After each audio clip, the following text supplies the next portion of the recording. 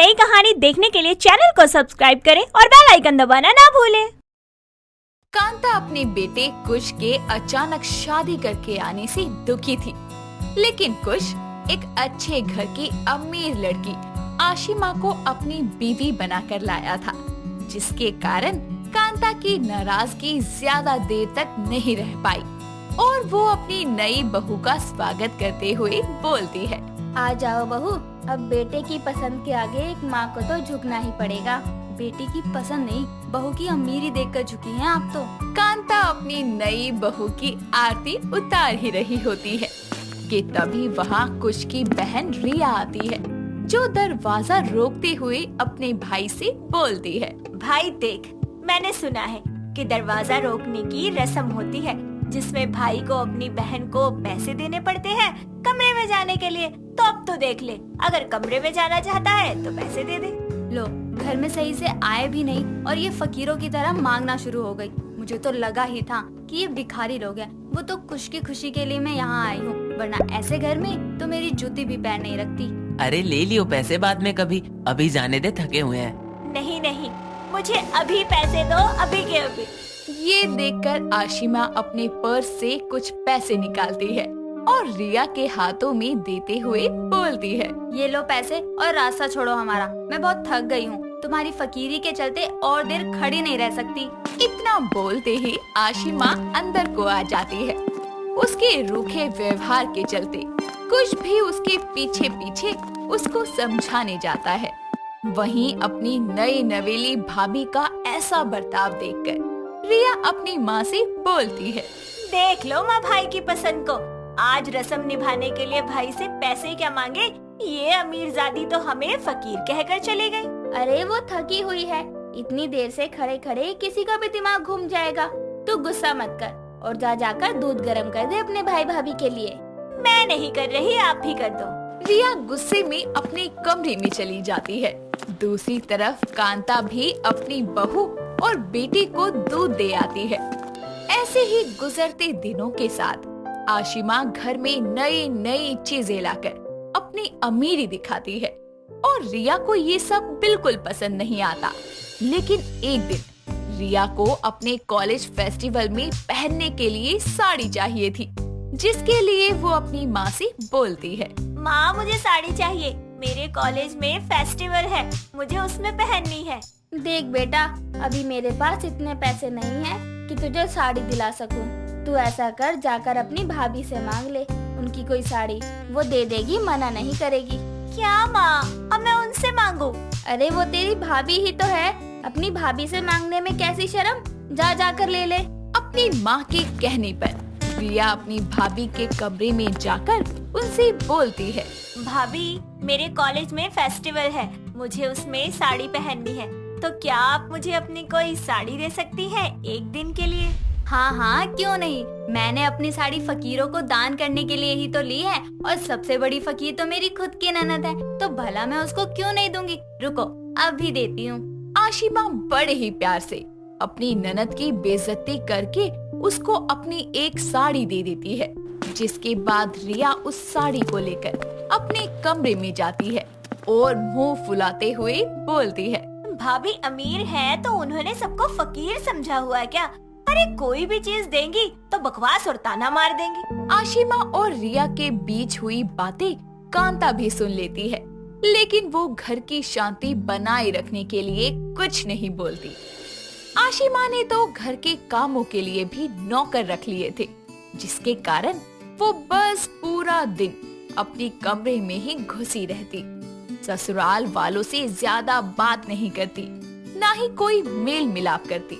लेकिन कांता चाहती थी कि उसकी बेटी रिया और आशिमा आपस में बहनों की तरह रहे, ताकि आगे उसके ना रहने पर उसकी बेटी को कोई दिक्कत ना हो। इसीलिए वो कभी कभी रिया को किसी न किसी बहाने अपनी भाभी से बात करने भेज दिया करती, ताकि आशिमा को घर में अकेलापन महसूस ना हो। ऐसे ही एक दिन जब आशिमा घर से पार्टी के लिए जा रही होती है, तो कांता उसे रोकते हुए बोलती है, बहू कहीं घूमने या पार्टी में जा रही हो क्या? जी माँ जी, सही पहचाना। मैं एक पार्टी में जा रही हूँ, शाम तक आ जाऊंगी। तो बहू एक काम कर, रिया को भी ले जा, अकेली घर में बोर हो जाएगी, ये भी देख लेगी अपनी भाभी की पार्टी। अरे माँ मुझे नहीं जाना, मेरे पास तो कपड़े भी नहीं है। अरे कपड़े जा भाभी से ही ले ले, चल जा, हो जा तैयार जल्दी से। आओ आओ ननद जी, आपको कपड़े दूं? फकीर कहीं की, हर वक्त मांगने को तैयार रहती है। आशिमा एक ड्रेस रिया को दे देती है, जिसके बाद रिया तैयार होकर अपनी भाभी के साथ एक बड़े से रेस्टोरेंट में जाती है, जहां आशिमा की अमीर सहेलियां भी आई होती है और उनमें से एक नताशा नाम की दोस्त रिया को साथ देखकर बोलती है, अरे आशिमा, ये तो तेरी वो पुरानी ड्रेस है ना जो तू कह रही थी फेंकने वाली हो गई है। हाँ यार, लेकिन मैंने सोचा फेंकने से अच्छा किसी फकीर को दान दे दूं, और मेरी ननद से बड़ी फकीर तो कोई है ही नहीं। जब देखो तब मांगती रहती है फकीरों की तरह। शादी के पहले दिन पैसे मांग रही थी, एक दिन साड़ी मांग रही थी, आज यहाँ आने के लिए भी मेरे से ही ड्रेस मांगी। तो मैंने सोचा चलो थोड़ा दान पुण्य ही कर लिया जाए। एक फकीर ननद को अमीर भाभी मिल गई जो हमेशा उसकी फकीरी को ढकती रहेगी। सही है, मौज हो गई इसकी तो। पार्टी में मौजूद रिया भी ये सब सुन लेती है। सबके सामने अपना मजाक बनने पर उसकी नजरें शर्म से झुक जाती है और वो पार्टी को बीच में छोड़कर घर चली जाती है। घर आकर उदास होकर वो अपने कमरे में रो रही होती है। कांता के लाख पूछने पर भी वो अपनी भाभी के बारे में एक शब्द भी बुरा नहीं बोलती। लेकिन उस शाम जब कांता अपने बेटे बहू के कमरे से गुजरती है तो उसके कानों में अपनी बहू की बात पड़ती है, जो अपने कमरे में कुश से बोलती है, पता है कुश, आज मैंने तुम्हारी फकीर बहन को अच्छा सबक सिखाया। अपनी सहेलियों के सामने ऐसा बेइज्जत किया कि दोबारा वो फकीरों की तरह मुझसे कुछ नहीं मांगेगी। तुम पागल हो क्या आशिमा? मेरी बहन कोई फकीर नहीं है, समझी? अरे तुम उसकी भाभी हो और ननन भाभी को तो बहनों की तरह रहना चाहिए। माना तुम अमीर हो, लेकिन उसमें उसकी क्या गलती? उसने तो तुमको अपनी भाभी समझकर हक से कुछ मांगा, लेकिन तुम उसको फकीर समझोगी। ये उसको पता होता तो वो कभी तुमसे कुछ मांगती ही नहीं। ये सुनकर कांता भी कमरे में आती है और अपने बेटे की बात से सहमत होकर बोलती है, बहू मेरी बेटी ने आज तक तुमसे कभी कुछ नहीं मांगा मन से। अरे उसको तुमसे क्या, मुझसे मांगने में भी शर्म आती है। वो तो मैंने उसे बोला, मुझे लगा तुम दोनों एक दूसरे की चीजें इस्तेमाल करोगी तो आपस के रिश्ते में प्यार बढ़ेगा, लेकिन मैं गलत थी। आज से मैं उसको मना कर दूंगी कि वो तुमसे कुछ भी ना मांगे। कांता अपनी बहू को ये बोलकर अपनी बेटी के कमरे में जाती है और उसको प्यार से अपने गले लगाकर चुप करवाती है। अब से रिया अपनी भाभी से कुछ नहीं मांगती और धीरे धीरे आशिमा ने पाया कि उसका और रिया का रिश्ता जो था वो भले ही किसी चीज को मांगने से शुरू हुआ था, पर वो तभी भी उससे बात करती थी। लेकिन जब से रिया ने खुद को आशिमा से अलग कर लिया था, दोनों की बिल्कुल बात नहीं होती थी। आशिमा अगर घर में कोशिश भी करती तो उससे बात करने पर रिया दूर चली जाती। ये देखकर आशिमा कुश से बोलती है, रिया, मुझे उस दिन के लिए माफ कर दो। मैंने अपनी सहेलियों के सामने तुम्हारा मजाक बनाया। कोई बात नहीं भाभी, मैंने आपको माफ कर दिया। ऐसे नहीं, मैंने तुमको हमेशा फकीर बोला, जबकि सबसे बड़ी फकीर तो मैं हूँ। अमीर पैसों से हूँ, लेकिन रिश्तों के मामले में तो आपसे भी ज्यादा फकीर हूँ। ना आज तक अच्छी बहू बन पाई, ना भाभी। मुझे एक मौका दे दो रिया, दिल से मैं अपनी सारी गलती सुधारना चाहती हूँ। मुझे खुशी है कि आपको आपकी गलती का एहसास हो गया। मैंने आपको माफ कर दिया और एक मौका भी दे दिया। अब से हम एक परिवार की तरह रहेंगे। हाँ पक्का। दोनों ननद भाभी में इतना प्यार देखकर कांता की आंखें भर आती है और आखिर में अमीर भाभी और फकीर ननद एक दूसरे को अपने दिल से अपना लेती है। अंकिता अपने ससुराल में अपनी सास गंगा और पति पंकज के साथ एक छोटे से कमरे में रहा करती थी। अंकिता के ससुराल की आर्थिक स्थिति कुछ ठीक नहीं थी। ऐसे में एक दिन घर से आते समय पंकज का एक्सीडेंट हो जाता है। उसकी हालत गंभीर हो जाती है। ऐसे में अब ना उनके पास कमाने का कोई जरिया रह जाता है और ना ही पंकज के इलाज के लिए पैसे। दोनों सास बहू के पास उनके सर पर केवल एक छत और छोटी सी जमीन का टुकड़ा रह जाता है, जिसमें पंकज ने कुछ सब्जियां उगाई थी।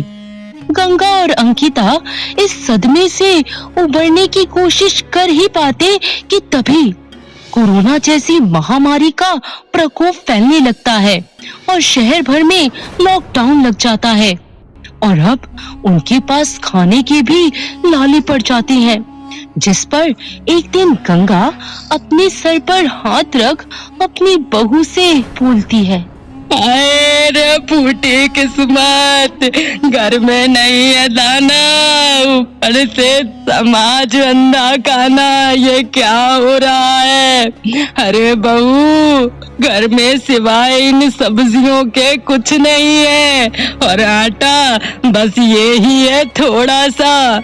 आज ऐसी हालत हो गई है, हे भगवान, कैसे करेंगे हम अपने पंकज का इलाज? आए सोचा था कि इस लॉकडाउन में कहीं झाड़ू पोछा करके 4 पैसे कमा लूंगी, घर की हालत सुधर जाएगी, पर आए राम ये लॉकडाउन, आए इसने तो सारी उम्मीदें ही तोड़ दी। आए माँ जी, आप बिल्कुल भी चिंता मत कीजिए, सब कुछ ठीक हो जाएगा और इस बुरे समय में हमें हिम्मत से काम लेना होगा। हम सभी को एक परिवार, एक ताकत बनकर इस मुसीबत का सामना करना होगा। आप आराम से बैठिए और पंकज जी ने जो सब्जियां लगाई थी, मैं आज उन्हीं में से कुछ बना लेती हूँ, फिर उन्हें दवाई भी तो देनी है ना। अंकिता बाहर से सब्जियां तोड़ उससे थोड़ी सी सब्जियां बना लेती है और पंकज को खाना खिलाकर दवाई देकर सुला देती है और फिर वो अपना घर कैसे चलाए इस सोच में डूब जाती है। तभी उसकी सास गंगा अपनी बहू से उस जमीन के बारे में बात करने लगती है कि तभी माँ जी, हम अपनी कोने वाली छोटी जमीन को नहीं बेचेंगे, बल्कि अब से मैं सब्जियां बेचा करूंगी। अरे बहू, ये तो बहुत ही अच्छी बात है। अपनी उस जमीन में सब्जियां भी बहुत उगती हैं। हम उसमें सब्जियों के और भी पेड़ लगाएंगे, ठीक है? अंकिता और गंगा सब्जियां तोड़ उनको साफ पानी से धो देती हैं और साफ करके घर में रखी कुछ पुरानी टोकरियों में भर लेती हैं। अंकिता उन टोकरियों को पंकज की साइकिल पर बांध लेती है और साथ ही सब्जियां तोलने के लिए तराजू भी रख लेती है और मुंह पर मास्क लगाकर, हाथों में ग्लव्स पहनकर घर से सब्जियां बेचने के लिए निकल पड़ती है। सब्जी ले लो सब्जी। अंकिता पूरे दिन गलियों में घूम घूम कर सब्जियां बेचती है। उसकी ताजी हरी सस्ती सब्जियां ग्राहकों को अट्रैक्ट करती हैं, जिसके कारण उसकी खूब बिक्री होती थी। माँ जी, ये काम हमारे लिए बिल्कुल सही साबित हो रहा है। बिना 1 रुपया भी इन्वेस्ट किए आज हमें 1000 से 1500 रुपए का मुनाफा हो गया। अगर ऐसे ही चलता रहा ना, तो हम पंकज जी का इलाज जल्दी ही करवा सकेंगे।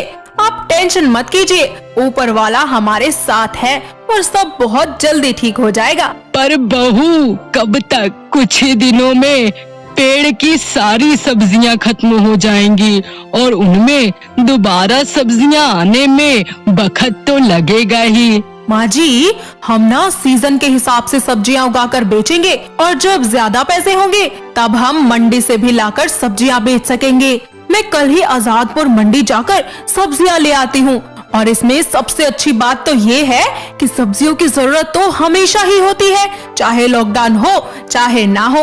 और अगर अब लॉकडाउन बढ़ भी गया तो हमारा ये काम बिल्कुल बंद नहीं होगा। माँ जी, अंकिता आज के कुछ पैसों को जमा कर अगले ही दिन सुबह सुबह सब्जी मंडी जाकर सस्ते दामों पर कुछ सब्जियां ले आती है और शाम को घर पहुंचकर एक बार फिर दोनों सास बहू हिसाब करती हैं और देखती हैं कि इस बार कल से 30% का अधिक मुनाफा हुआ है। अब दोनों सास बहू ऐसा ही करती हैं।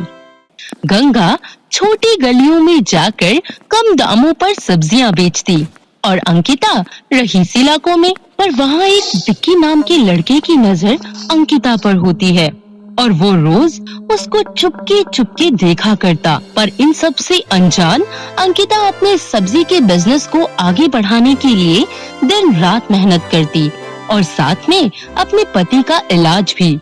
अब पंकज की हालत में काफी सुधार हो जाता है और वो वापस से चलने फिरने लगता है। ऐसे ही एक दिन वो अपनी पत्नी से कहता है, अंकिता, तुम बहुत बहादुर और सबसे अच्छी वाइफ हो। इस बुरे समय पर भी तुमने हार नहीं मानी और अपने खुद के दम पर ये छोटा सा सब्जी का बिजनेस शुरू कर दिया। तुम देखना, मैं जैसे ही पूरी तरह से ठीक हो जाऊंगा, हम इस छोटे से बिजनेस को बड़ा करेंगे। अरे बहू और बेटा, अब पहले से अपनी आर्थिक हालत बहुत अच्छी है और अब तो लॉकडाउन भी मुआ खुल गया है। बस मेरा बेटा जल्दी से पूरी तरह ठीक हो जाए। अभी मैं चली सब्जी लेकर, आज वैसे भी बहुत लेट हो गया। हाँ, गंगा अपनी सब्जियां लेकर वहाँ से चली जाती है और थोड़ी देर बाद अंकिता भी सब्जी लेकर चली जाती है। आज और दिन से लेट हो जाता है, इसलिए उसको घर आने में भी लेट हो जाता है। वो अपनी बची कुची सब्जी को लेकर घर आ ही रही होती है कि विक्की उसको रास्ते में रोक लेता है और उसका हाथ पकड़कर बोलता है, सबको रोज सब्जी देती हो, हमें क्यों नहीं कुछ देती? हमें भी कुछ देकर खुश करो। हम तुम्हें पैसे देकर खुश कर देंगे। तुम्हें कभी किसी चीज की कमी नहीं होने देंगे। बस हमारी हो जाओ। छोड़ दो मुझे, मैं शादीशुदा हूँ और अब मुझे अपने घर जाने दो। क्यों मेरे पीछे पड़े हो? छोड़ो मुझे। तुम इतनी सुंदर हो कि हमारी आंखें बस अब तुम्हें ही देखना चाहती हैं। विक्की उसके साथ जबरदस्ती करने लगता है और वहीं दूसरी ओर गंगा और पंकज को अंकिता की चिंता होने लगती है कि इतनी रात हो गई और अब तक अंकिता घर ही नहीं आई।